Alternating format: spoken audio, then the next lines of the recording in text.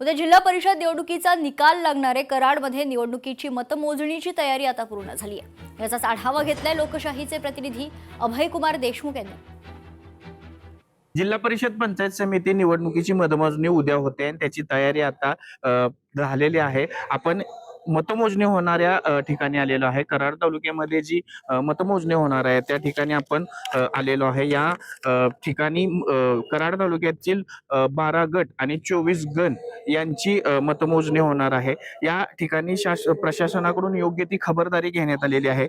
24 table असणार आहेत एकूण आणि 12 पोस्टल मतदानासाठी 12 टेबल असणार आहेत। एकाच वेळी ही मतमोजणी पंचायत समिती असेल किंवा जिल्हा परिषद असेल यासाठी सुरू होणार आहे। 235 कर्मचारी या मतमोजणीच्या कार्यक्रमामध्ये सहभागी होणार आहेत। कराड तालुक्यामध्ये अत्यंत चुरशीच्या समजल्या जाणाऱ्या निवडणुकीची मतमोजणी उद्या होणार आहे। भाजप असेल, काँग्रेस असेल, राष्ट्रवादी काँग्रेस असेल किंवा शिवसेना असेल, या सर्वच पक्षांनी या निवडणुकीमध्ये आपलं नशीब आजमावण्याचा प्रयत्न केलेला आहे। आता उद्या काही तासांमध्ये या मतमोजणीला सुरुवात होत आहे।